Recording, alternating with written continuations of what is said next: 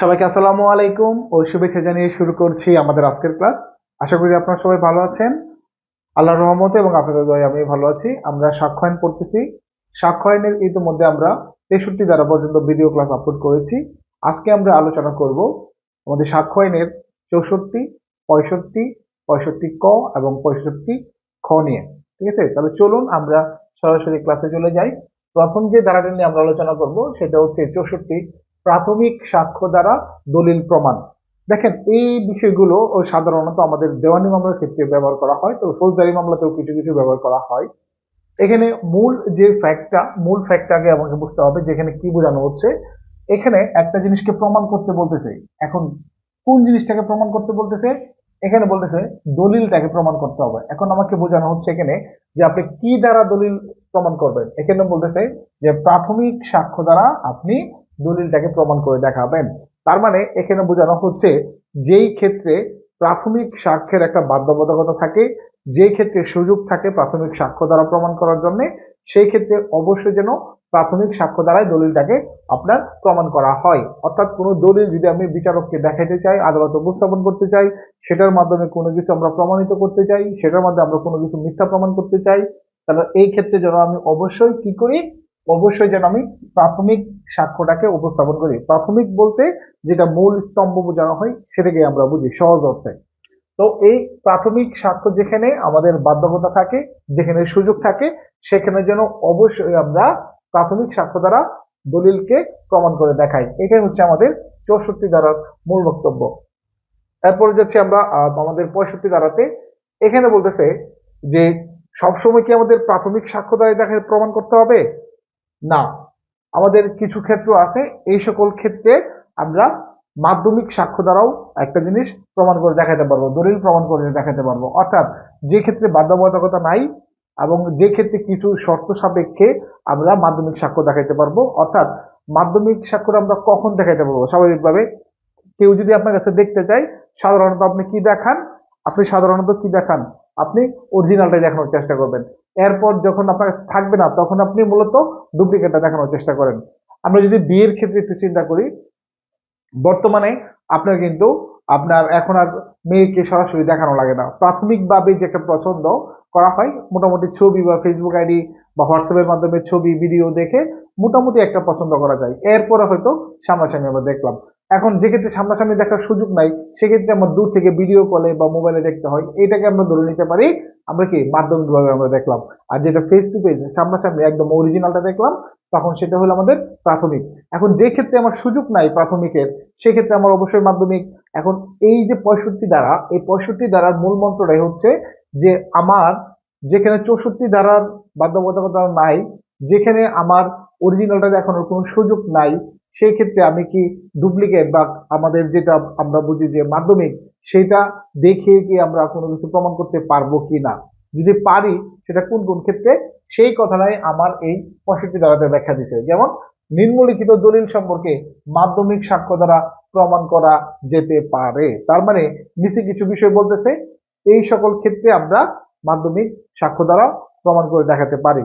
প্রথম যে বিষয়টা সেটা হলো, ভালো করে খেয়াল করবেন, ক। এখানে বলতেছে যার বিরুদ্ধে প্রমাণ করতে হবে। কার বিরুদ্ধে? যার বিরুদ্ধে। মনে করেন আপনি আমার বিরুদ্ধে মামলা করছেন, এখন আপনি আমার বিরুদ্ধে প্রমাণ করবেন।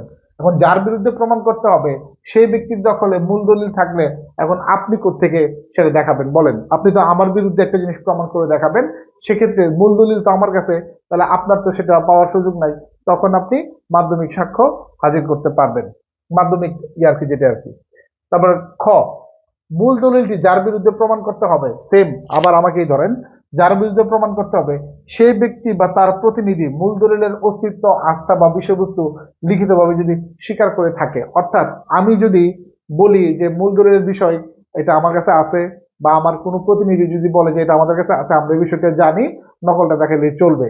এইরকম যখন আমরা স্বীকার করে নিব যেই পক্ষের বিরুদ্ধে আমরা যাচ্ছি, সেই পক্ষের বিরুদ্ধে যদি এরকম কোনো স্বীকারোক্তি থাকে, তারা আপনার মেনে নাই যে ঠিক আছে এটা আমরা জানি, এটা আমাদের কাছে আছে, আপনি ডুপ্লিকেটটা দেখালেই চলবে, আপনি ডুপ্লিকেটটাই দেখান, তখন আমরা এই মাধ্যমিক সাক্ষ্য এই ক্ষেত্রে দেখাতে পারি। এরপরে হচ্ছে গ। গতে দেখেন বলা আছে মূল দলিল যে ক্ষেত্রে হারিয়ে গিয়েছে, এখন মনে করেন আপনার মূল দলিলটা হারাই গেছে, আপনি কি সারাদিন চিল্লায় দেখাইতে পারবেন? দেখাইতে পারবেন না। যে ক্ষেত্রে হারাই গেছে আপনার অবশ্যই এই ক্ষেত্রে কি করতে হবে, আপনার মাধ্যমিকটা দেখাইতে হবে।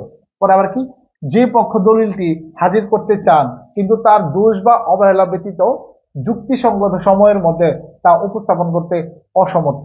এখন মনে করেন আমার কাছে আছে কিন্তু জিনিসটা আমি মনে করেন যে দূরে কোথাও রেখে আসছি, যেটা স্বল্প সময়ের ভিতরে সম্ভব না। মনে করেন আমি বিদেশে ছিলাম, বিদেশে রেখে আসছি, এখন সেটা তো আমার কাছে নাই, এটা তো আমি পারতেছি না। এটা যুক্তিসঙ্গত একটা বিষয়ে আদালত যদি রাজি থাকেন তখন সেটা আমরা মাধ্যমিক সাক্ষ্য দ্বারা দেখাইতে পারি। তারপরে দলিলটি যে ক্ষেত্রে ধ্বংস হয়, অনেক সময় ধ্বংস হয়ে যেতে পারে, ঘরে আগুন লাগছে ধ্বংস হয়ে গেছে, তারপর নষ্ট হয়ে থাকে, অনেক সময় দলিল আপনার নষ্ট হয়ে যায়, এটা আর পড়ার মতো হয় না অরিজিনাল দলিলটা, তখন এক্ষেত্রে আমরা মাধ্যমিক সাক্ষ্য উপস্থাপন করতে পারি। গ, যে ক্ষেত্রে মূল দলিলটি সহজে স্থানান্তর করা যায় না। মনে করেন একটা জিনিস অনেক বড় আকারের আছে, মূল দলিলটা অনেক বড় আকারের আছে, বা ধরেন একটা আপনার কোন একটা স্থায়ী কোনো কিছু, এই ক্ষেত্রে এই জিনিসটা তো আদালতে আনা যাবে না, এটা সহজে স্থানান্তর করা যায় না, এমন একটা জিনিস, যে জিনিসটা সহজে স্থানান্তর করা যাচ্ছে না, সেই ক্ষেত্রে আমরা কি করতে পারি, সেই ক্ষেত্রে আমরা মাধ্যমিক সাক্ষ্য দ্বারা জিনিসটা প্রমাণ করতে পারি। এরপর যদি খেয়াল করেন, ওমতে বলছে ৭৪ দ্বারায় বর্ণিত সরকারি দলিল। আপনারা জানেন যে সরকারি দলিল সমূহ সাধারণত ওই সকল অফিসেই থাকে, ওই অফিস প্রদানের অনুমতি ছাড়া এটা সাধারণত উপস্থাপন করা যায় না। তবে এই ক্ষেত্রে আপনার কোনো কোনো ক্ষেত্রে সেই সরকারি দলিলটা ওই জায়গা মতোই আপনার সংরক্ষিত থাকে, ওইটা থেকে হুবহু নকল কপি বা জাবেদা নকল কপি এইগুলো নিয়ে এসে কি করা হয়, আপনার উপস্থাপন করা হয়। যেমন ধরেন আপনার কোনো দলিল জায়গা জমি যখন মামলা করা হয়, সেই ক্ষেত্রে যে মূল দলিলটা বা মূল ভলিউমটা, এটা কিন্তু সাব রেজিস্ট্রার অফিসে থাকে বা আমাদের যে ভূমি মন্ত্রণালয় আছে তাদের নিয়ন্ত্রণাধীনে থাকে, সেটা কিন্তু কোর্ট কাছারিতে নিয়ে যাওয়া কিন্তু সম্ভব হয় না। এখন সেই ক্ষেত্রে ওইখান থেকে যে নকল কপিটা সাপ্লাই করা হয়, ওটা দ্বারাই কিন্তু আমাদের প্রমাণ করতে হয় মামলার ঘটনা।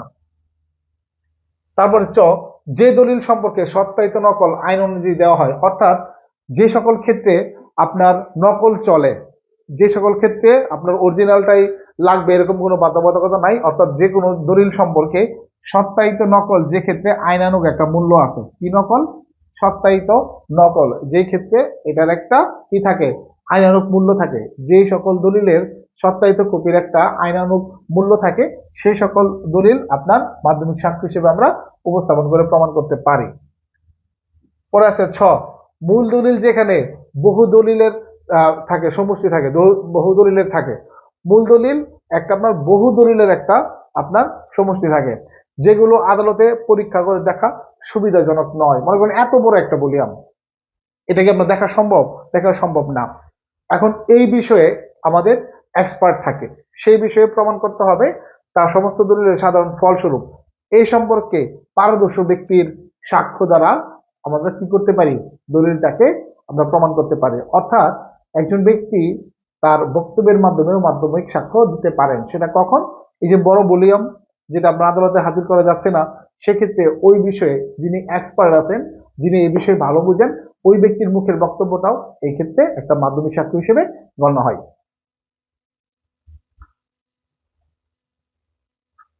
এবার আমরা দেখবো 65 কতে, এখানে বলতেছে ডিজিটাল রেকর্ড সম্পর্কিত প্রমাণের জন্য বিশেষ বিধান।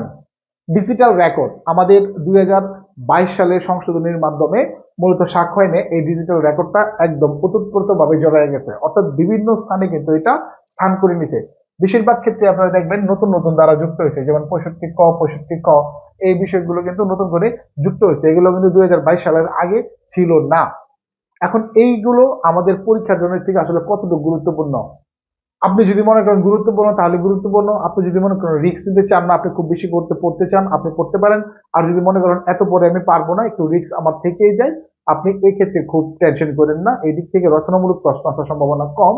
অল্প অল্প বিষয় এক্ষেত্রে ধরে রাখেন, খুব বেশি পড়ার দরকার নাই। যেমন ধরেন, কেন দরকার নাই, এই যে 65 খ যে ধারাটা আমি দেখাচ্ছি, এই ধারাটা যদি আপনি পড়তে যান, আমার মনে হয় যে 1 সপ্তাহ আপনি পড়তে পারবেন না। একটু আমি দেখাই আপনাদেরকে, স্ক্রিনে দেখেন।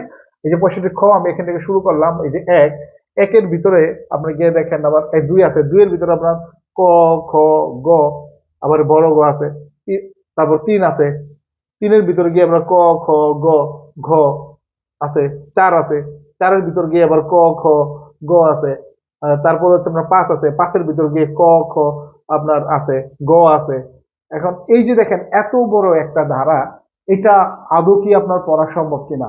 পড়া সম্ভব না। তবে এখানে একটা শর্টকাট টেকনিক কিন্তু আছে। শর্টকাট টেকনিকটা আমি একটু যাই, আপনাদেরকে বুঝাই যাই যে এইটুকু আপনার পড়লেই হবে। প্রথমত হলো আমি আবার ব্যাক করি একটু 65 কতে। 65 কতে হচ্ছে ডিজিটাল সাক্ষ্য প্রমাণের পদ্ধতির কথা বলছে এখানে। এটা কোন পদ্ধতিতে আমাদের ডিজিটাল যে রেকর্ড আছে, ডিজিটাল রেকর্ড এই সম্পর্কিত প্রমাণের জন্য বলতেছে 65 কতে ডিজিটাল রেকর্ড প্রমাণের ক্ষেত্রে 65 খতে যে বিধানটা বলা আছে এটা কার্যকর হবে। তার মানে 65 ক এক্ষেত্রে খুব বেশি কিছু পড়ার নাই, 65 খটাই আমাকে ফলো করতে হবে। এখন 65 খতে বলছে ডিজিটাল রেকর্ডের গ্রহণযোগ্যতা। ডিজিটাল রেকর্ডের গ্রহণযোগ্যতা কিভাবে ফুটাই তুলতে হবে, কিভাবে প্রমাণ করতে হবে, এই বিষয়টা মূলত আপনার এখানে ফুটাই তুলছে। দেখেন এই বিষয়টা বুঝতে গেলে মোটামুটি একটু কিন্তু সায়েন্সের কিছু বিষয় আছে, এইগুলোকে একটু মাথায় রাখতে হবে।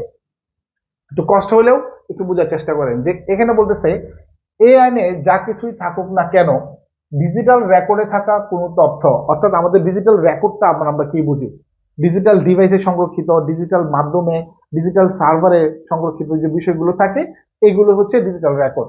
এই যে ডিজিটাল রেকর্ডে থাকা যে কোনো তথ্য, তারপর হচ্ছে কাগজে মুদ্রিত, অর্থাৎ সেটা প্রিন্ট আকারেও হতে পারে, কম্পিউটার দ্বারা প্রস্তুতকৃত, কম্পিউটার দ্বারা প্রস্তুতকৃত পরবর্তীতে সেটা আউটপুট মানে এটা বের হতে পারে বা আপলোড হতে পারে। তারপর হচ্ছে অপটিক্যাল বা ম্যাগনেটিক মাধ্যমে সংরক্ষিত, আমাদের যে ড্রাইভ গুলো থাকে ডিস্ক ড্রাইভ, ওইখানে অপটিক্যাল বা ম্যাগনেটিক সিস্টেম ব্যবহৃত করা হয়, সেখানে সেটা সংরক্ষিত থাকতে পারে। ধারণকৃত তার মানে ওখানে সেটা স্টোরেজকৃত আছে। অনুলিপিকৃত ওখান থেকে কপি হতে পারে, তা ডকুমেন্ট বা নথি হিসেবে গণ্য হবে। তাহলে এটা কি হিসেবে গণ্য হবে? ডকুমেন্ট বা নথি হিসেবে গণ্য হবে। আপনার একটা ভিডিও ফুটেজ, তারপর আপনার একটা হচ্ছে যে অডিও ক্লিপ, এখন এইগুলো তো ডিজিটাল রেকর্ড, এগুলো আপনার কিভাবে প্রমাণিত হবে? এটা একটা নথি হিসেবে গণ্য হবে। খেয়াল করেন, জাস্ট এটুকু পড়লে আপনার হবে, আর কিছু লাগবে না। নথি হিসেবে আপনার গণ্য হবে যদি অত্র দ্বারাই উল্লিখিত তথ্য ও কম্পিউটার সম্পর্কিত শর্তসমূহ পূরণ করে। এই যে তথ্য এবং শর্তসমূহ, এগুলো পড়তে গেলে কিন্তু আপনি মোটামুটি পাগল হয়ে যাবেন। এরপরে যা দেখালাম আমি একটু আগে, ওই বিষয়গুলো যে সেটা যে আপনি এত কিছু মনে রাখতে পারবেন কিনা। জাস্ট যেটুকু আমি বলতেছি এইটুকু যদি আপনি খাতায় লিখেন, এটা লিখতেও আপনার 7-8 মিনিট লেগে যাবে। শর্তসমূহ পূরণ করে এটি মূলনীতি উপস্থাপন দ্বারা প্রমাণ ব্যতীত মূলনীতির উপাদানের প্রত্যক্ষ গ্রহণযোগ্য এমন কোনো ঘটনার সাক্ষ্য হিসেবে যে কোনো কাজে দ্বারাই গ্রহণযোগ্য হবে। এখন যে জিনিসটা আপনার একদম জব্দ করা হয়, যে জিনিসটা আপনার আটক করা হয়, এইগুলো যখন আদালতে উপস্থাপন করা হয়, এখন এইগুলো মাধ্যমিক নাকি আপনার হচ্ছে প্রাথমিক, কোন হিসেবে আপনি ধরবেন? মাধ্যমিক না প্রাথমিক? মনে করেন যেই জিনিসটা নিয়ে ঘটনা শুরু, একটা ভিডিও ফুটেজ, এটা তো অনেক ভাবে ছড়াই যেতে পারে, কপি হইতে হইতে অভাব নাই, copy to copy, copy to copy, এক জায়গায় সেন্ড, একটা গ্রুপে সবাই ডাউনলোড করলে 100টা কপি হয়ে যাবে। এখন আসলে মূলটা কোনটা? ঠিক যেই ডিভাইসটা দ্বারা এটা ভিডিও রেকর্ড করা হয়েছে, সেই ডিভাইসটা সহ যখন আপনার এটাকে আটক করা হবে মানে জব্দ করা হবে, তখন ওই জিনিসটা হচ্ছে গিয়ে আমাদের মাস্টার কপি অর্থাৎ মেইন কপি। ওটাকে আমরা ধরে নিব কি মেইন কপি। এখন যদি সার্ভারে আপলোড হয়, ইউটিউবে আপলোড হয়, হোয়াটসঅ্যাপে আপলোড হয়, যে কোনো জায়গায় আপলোড হয়, ওইখান থেকে কিন্তু অসংখ্য কোটি কোটি বার পর্যন্ত সেটা আপনার কিন্তু ডাউনলোড করা সম্ভব। প্রত্যেকটা জিনিসই হবে কি মাধ্যমিক, প্রত্যেকটা জিনিস কি মাধ্যমিক। যে ডিভাইসটা দ্বারা এটা রেকর্ড করা হয়েছে ওই ডিভাইসটাকে ধরে নেওয়া হবে মাধ্যমিক মানে সরি প্রাথমিক, যেখানে পাওয়া যাবে এটা সেটাকে বলা হবে আপনার কি প্রাথমিক। সাধারণভাবে এইটার প্রাথমিক কপিটা পাওয়ার অনেকটা মুশকিল হয়ে যায়। তার মানে ওই ডিভাইসটা দ্বারাই যখন এটা রেকর্ড করা হচ্ছে আমরা তখন এটাকে সহ যখন আমি পাওয়া যাবে তখন সেটা হলো কি আমাদের মূল কপি। একইভাবে কোনো একটা লেখা যখন আমি আমার আইডি থেকে আমি পোস্ট করলাম, আমার আইডি থেকে পোস্ট করলাম, তখন এই জিনিসটা আমার আইডি যখন এটা আমার আইডি থেকে যখন এটা দেখা হবে তখন সেটা হবে আপনার প্রাথমিক সাক্ষ্য। ঠিক এটা যারা যতজন আপনার এটাকে শেয়ার করবে, যতজন এটা আপনার আবার কপি টু পেস্ট করবে, সে প্রত্যেকটা বিষয় হবে আমাদের কি মাধ্যমিক সাক্ষ্য। এইটাই হচ্ছে প্রমাণের পদ্ধতি। আপনি সারা দিন যদি আপনি এখানে পড়েন 65 খ যদি আপনি পড়েন কিছুই বুঝবেন না, আপনি কিছুই বুঝবেন না, এত কিছু আপনি লিখতেও পারবেন না। ঠিক আমার এই বক্তব্য শুনে যতটুকু বিষয় আপনি মনে রাখতে পারছেন ততটুকুই আপনি লিখবেন। অর্থাৎ এই ধরনের যে আমাদের সংরক্ষিত যে ডাটা, সংরক্ষিত যে আমাদের যেগুলো থাকে অডিও ভিডিও ফুটেজ বা আপনার অন্য যৌন কিছু যেগুলো ডিজিটাল সার্ভারে থাকে, ডিজিটাল মাধ্যমে থাকে, এগুলো একটা নথি হিসেবে গণ্য হবে। সেটা কিভাবে মূল নথি হিসেবে গণ্য হবে এবং কিভাবে সেটা মাধ্যমিক নথি হিসেবে গণ্য হবে, এটা আমি আপনাদেরকে মুখে বললাম এবং এখানেও বলা আছে। মুখের বলার সাথে আপনি লেখার তেমন একটা মিল পাবেন না, কারণ ওই লেখা পড়তে গেলে আপনি আবার কিছু বুঝবেন না। এখন আপনি বুঝে দেখেন আপনি কোনটা অনুসরণ করবেন। জাস্ট এইটুকুই লিখবেন যে এটাই হচ্ছে ডিজিটাল, আপনার ডিজিটাল রেকর্ড প্রমাণের পদ্ধতি 65/65 ক/65 খ আপনি দিয়ে দিবেন, আপনি 100% ফুল মার্ক পাবেন। তো আমাদের মূলত এই পর্যন্তই আলোচনা, আমরা পরবর্তীতে আরো বিস্তারিত আলোচনা করব। আজকের মতন এই পর্যন্তই, আল্লাহ হাফেজ।